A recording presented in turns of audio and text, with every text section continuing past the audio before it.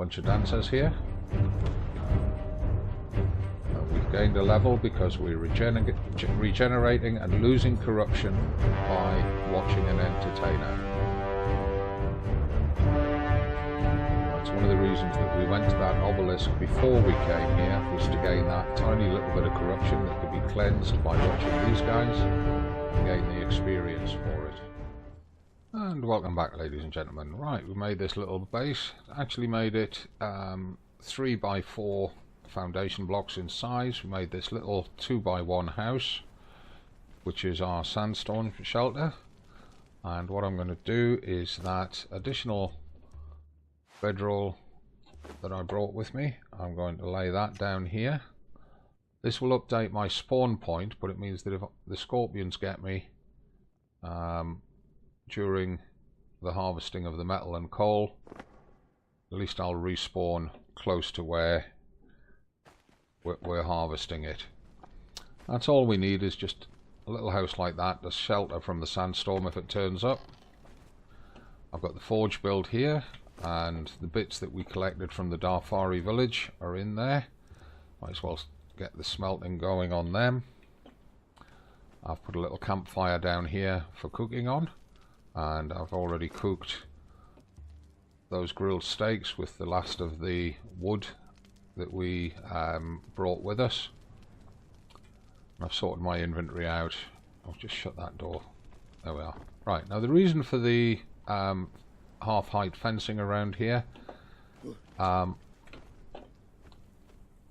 the foundation blocks are a little bit lower than I was hoping for, so I've added the fencing to make sure that if any scorpions turn up, they can't get onto the platform of the base, and if anything else is chasing us, it'll give them a bit of a difficulty getting up there as well. We could always get up on the roof, but if there's a sandstorm, we want to be inside it. I've repaired my tools. Let's start harvesting this iron and coal. And you can see that we're picking up stone as we're harvesting it. And that's earned us a new level, just harvesting iron. Mine all of the iron in a node. So that is an iron node. Harvest all of the iron out of that, and you get a journey step, which gets you experience points.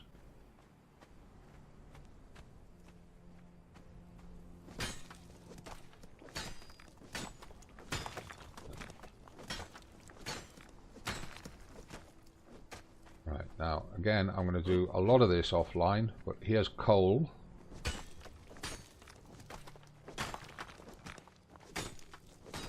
No journey stone out of that. I'll just get these 2 bits of iron, and then I'll show you the next bit that I wanted to do for this episode, and then I'll carry on offline. Oh, might as well get this one as well.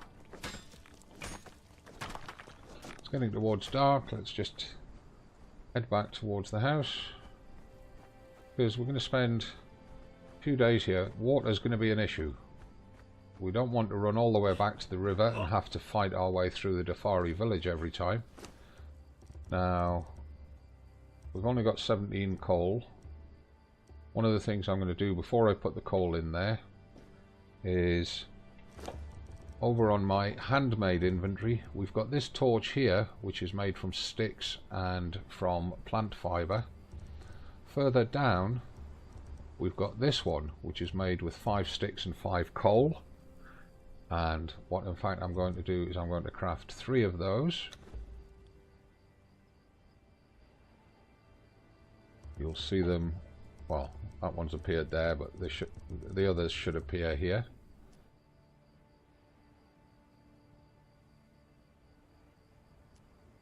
Like that.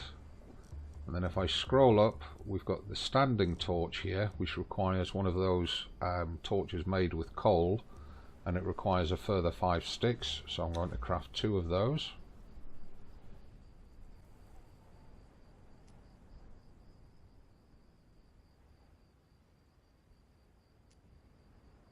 Alright, and we'll put this one back into inventory here. And It's night time already. You can see the ghost fence glowing magnificently there. It's how close to it we are. Yeah, throat feels dry. Have a drink. Have something to eat. Fill his belly. Because eating food actually reduces the hydration. And then we'll take another drink and just top him up. So what I'm going to do is I'm going to jump up here and I'm going to put those standing torches into my ready bar. Choose number 6 and just position it on the corner of the building like that. Keep the other one as a spare. And that lights the whole area up beautifully at night. And then we'll put the coal into there. We now don't need any sticks. We'll put them into there for fueling smelting. Put all the ironstone into there. Move that down. Keep the fuel up there. We don't need any of those stones on us, so we just drop them, get rid of them. Might as well leave that iron in there for now. Might as well leave that steel in there for now, and that piece of glass. No point carrying them around. There we are, and because we're not going to be harvesting at night with all these scorpions around, what we'll do is we'll split that wood. We'll leave those 13 in there for cooking. We'll put the other 14 in here for smelting. It's just extra fuel source. And we'll leave that smelting away. It'll save us a bit of time in daylight. So that's it. I've set up a little smelting base miles from home.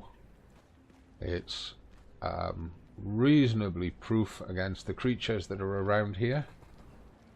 Certainly any that I've discovered. We've got a little campfire for cooking. We've got a little house for staying out of the sandstorm. We've got light. And we've got our furnace for smelting all the iron and coal that we'll find up there.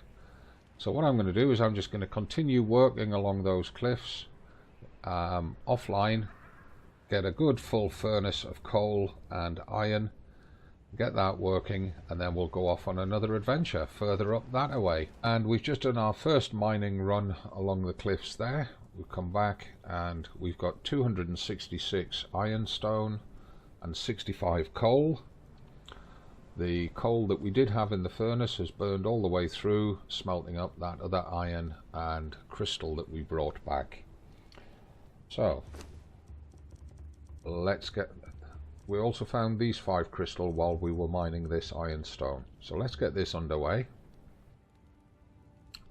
We're going to leave that to smelt. It takes 2 ironstone to make 1 iron, and 100 iron is less weight to carry than 200 ironstone. That's why we've made a smelting base here, so that when we carry it back to our main base, where we can carry more of it.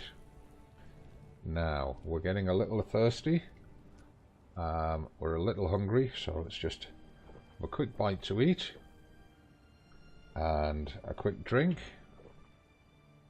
and we're going to go off on another adventure. And I'm going to introduce you to another part of the map, and looking along there we can see that the coal has started respawning already, but that's for on the way back. So let's go, and I'll show you where we were mining all the way along here.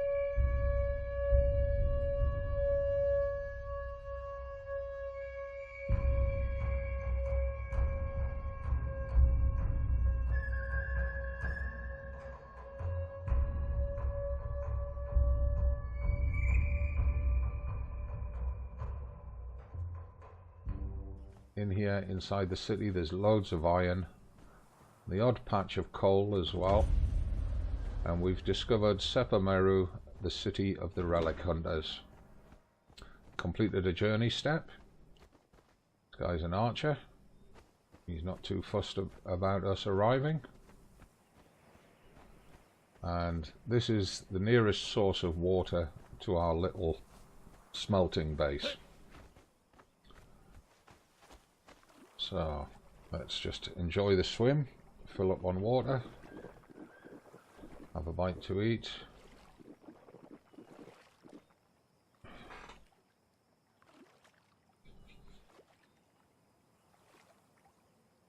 And it's coming into sunset. I'm just looking. You see the pink plant just underneath my right arm. We're going to go and get some of that. Where's it gone? There it is.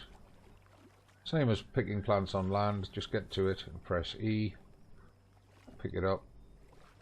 There's a bit more there. A bit more there. Don't think you can pick that coral or mine it. I've never been able to yet. Have a look around. Some more of that pink plant.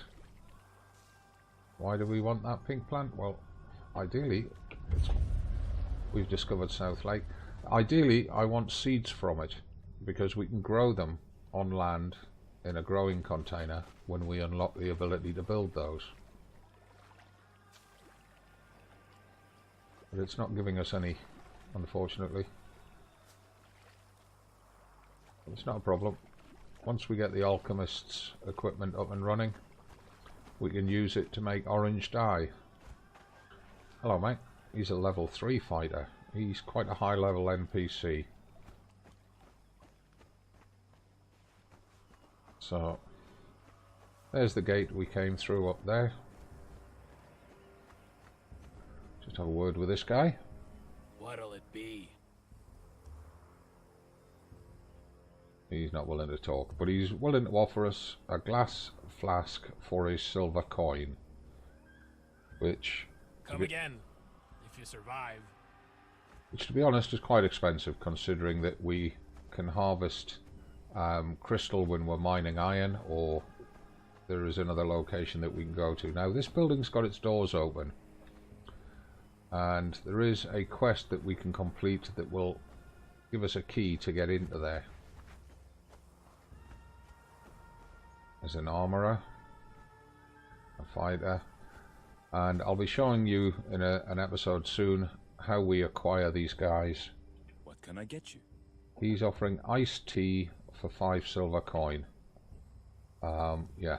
May the gods watch over you. Thank you.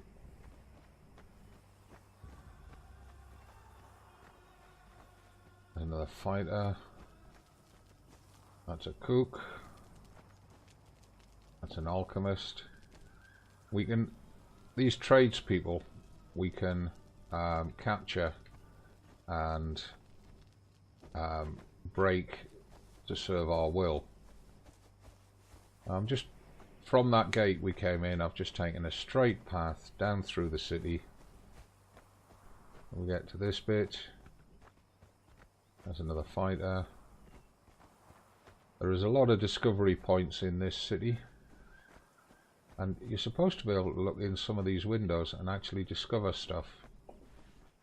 I've never bothered doing it.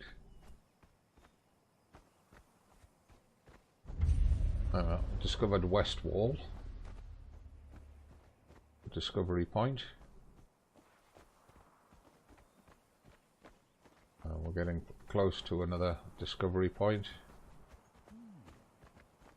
If you just keep coming down that road straight, you get to this gate up ahead of you. But here on the left, you've got this archway, and if you look inside, you can see a wheel of pain. And if you just poke your nose in, you discover the West Wall prison. If you actually go deeper into there, all the guards will come attack you. Now what's this thing? I can't remember what this is. If it's anything significant or not. Maybe need to see it in daylight. Oh no, it's just the side of a house. It's got a little row of glass reflecting the light. And you see some of these doors glow in the dark. Doesn't mean you can do anything with them. Just an extra bit of decoration that the game has. And out here, all the way down there, is more coal and iron. Let's head back into the city. We've been lucky so far, there's no sandstorm arrived. There's only one place that we can take shelter from a sandstorm in Sepermeru until we've got sandstorm mask capability. So we'll go for a run along here to the side of the lake. There's actually a discovery point on the lake that we want to get. Let's just run down to the lake, quickly sprint down a bit, because I can't remember the exact point. One of these little islands. Is it this one? No. Swim out to that one, it might be that one.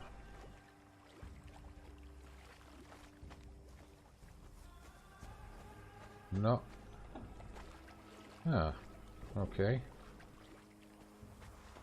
Might be the other lake. Daylight's coming up already.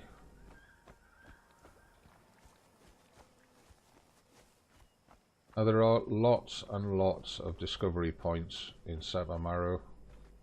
He's a merchant. What's he offering? My stock is limited, so buy now. He offers elephant hide for 5 gold coins. Come again, if you survive. Buy something. I haven't got all day. She offers bear pelts for 5 gold coins.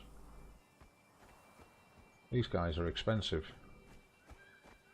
Right, so coming in off the lake like that, into this area, you can see ahead of us there's a group of dancers.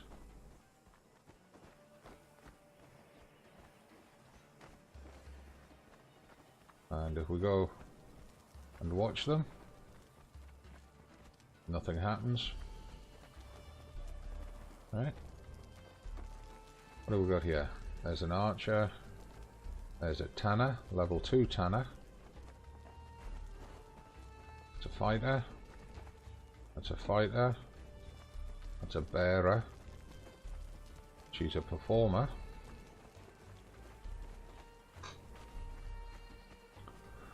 But from with facing that stone wall and the dancers there, you turn around and you face this way, you can see that glow from torches or a bonfire. If you head towards that, or if it's not visible in daylight, you see the two-headed snake thing under the bridge. Head up here until you find this building with its red banner and its open doors. This is the only sandstorm proof building that you can get into. Handler Tiana, she's a merchant. What can I get you? She offers honeyed wine for 5 silver coins. Farewell, exile. Another merchant. Good day for a good trade. Offers mystery meat soup for 5 silver Come again, coins. if you survive. You need something, Exile? He offers ale for 5 silver coins. Farewell, Exile. Bunch of dancers here. And we've gained a level because we're regenerating and losing corruption by watching an entertainer. That's one of the reasons that we went to that obelisk before we came here, was to gain that tiny little bit of corruption that could be cleansed by watching these guys and gain the experience for it. And here's Conan again, and he's got lots of stories for us, so let's find out what he's got to tell us. So you live, and we meet again. Tell me, have you had a good chance to look around? Seen your fill of these exiled lands? It's not too late to get back on that crucifix. Any fool can see that you need answers. left hanging for the vultures on that cross. A cursed bracelet that keeps you trapped in this place. Everybody trying to kill each other. I should leave you all to your fate. I don't have the stomach for sorcery. Give me a foe that I can strike with cold iron. Ah! I'll be here a while. His wine tastes like boiled camel's piss and the bread's half weevil, but I'm comfortable enough. If you have questions, ask. I wandered for a while after I pulled you from that cross. In the south, I found desperate souls and Darfari man-eaters. In the east, apes that walked like men among the overgrown ruins of an ancient city. I found an amphitheater where the ancient dead walked, and the memories of ancient battles stained the sand. It stank of sorcery. So I left. Okay, before I get the next bit of talk off him, remember what he said about different directions.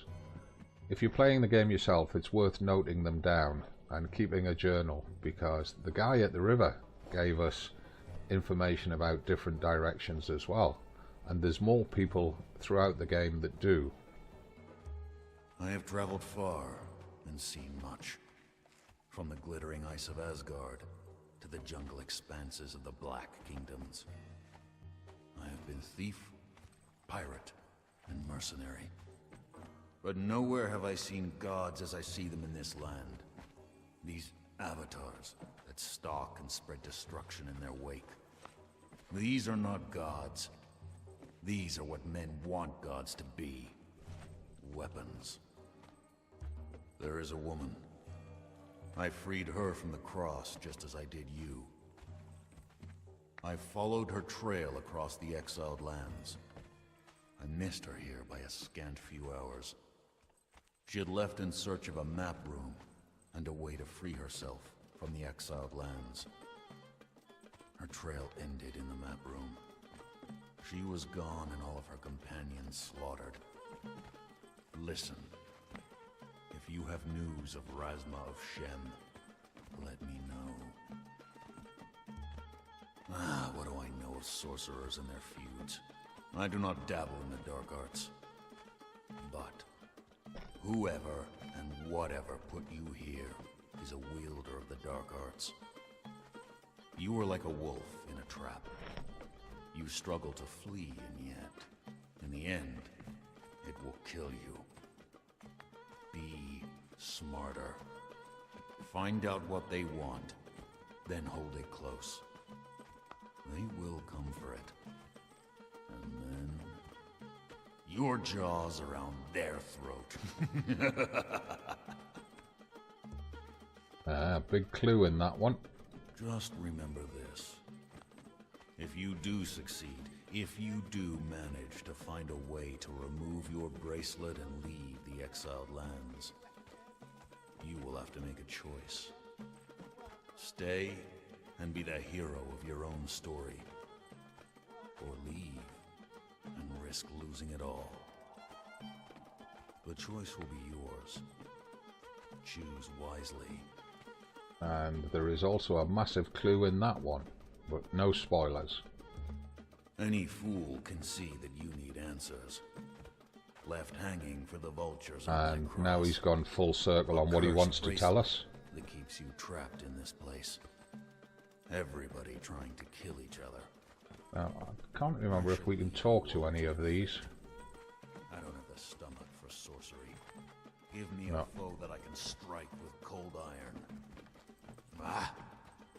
I'll be here a while. Okay, bye-bye, Conan. Tastes like boiled camel's piss and the Right. And there's a sandstorm coming.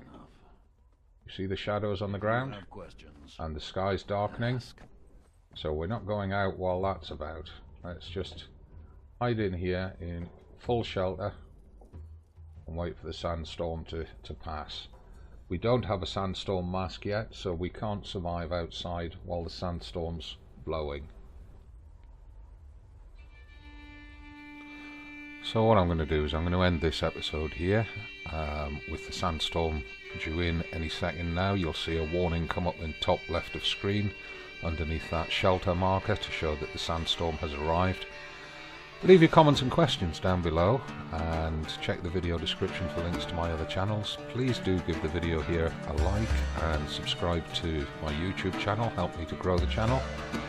We'll pick up where we've left off here in the next episode tomorrow, and I look forward very much to seeing you there and reading your comments and questions on that one as we do the second half of exploring Sepermaru, the city of the Relic Hunters, before returning back to our little smelting base in the desert and then back to our home base. I look forward to seeing you then. I'm Gazbeard, this is Conan Exiles for beginners. Thanks very much for watching, and as always from me, it's not goodbye, it's just bye for now.